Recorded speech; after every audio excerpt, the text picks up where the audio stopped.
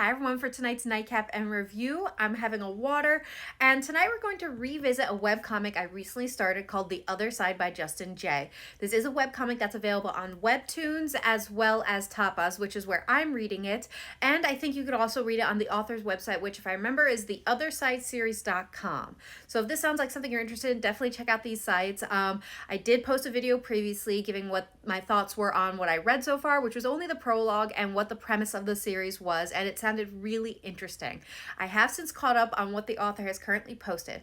So I've read chapters 1 and 2, which really is about the main character at this point, Aaron, being confronted by his friends because they don't like what they're seeing in their friend.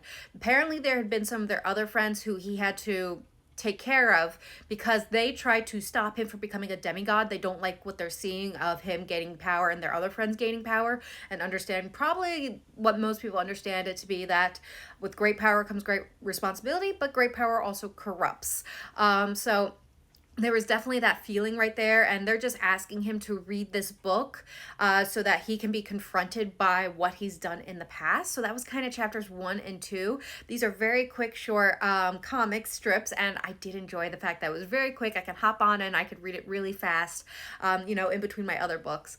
And then with chapter 3, he is being given the book where, as I mentioned in the last one, the first part of the story is going to focus on a character named Leon, who was incarcerated, and it's giving Leon's side of his story, as well as Aaron's father's hand in the series, or he has some proximity to it, which kind of begs the question as to what's going on, and again, if Leon is truly guilty, which would probably leave Aaron curious, because as I said, the premise of this is that Aaron has eyes and ears everywhere. If he sees it, it happened. So Leon, who was convicted of assaulting his girlfriend and has no memory, says he did it, but he has no memory, like I said, and again, Aaron's father's kind of like on the sidelines. I mean, we haven't gotten that far in the story, but that's just me thinking. But it all sounds very interesting, and again, it's a quick read so far, and I am intrigued, and I'm going to update you on it as I continue to read it. So far, it's very interesting, and I'm very intrigued.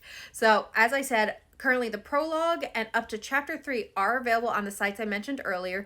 Give it a check if it sounds like something you're interested in. Again, the author, as I mentioned in the last video, takes a lot of inspiration from a lot of different animes and games were stuff I grew up with, and I'm very excited to see in these series. So I hope everyone has a good night and happy readings.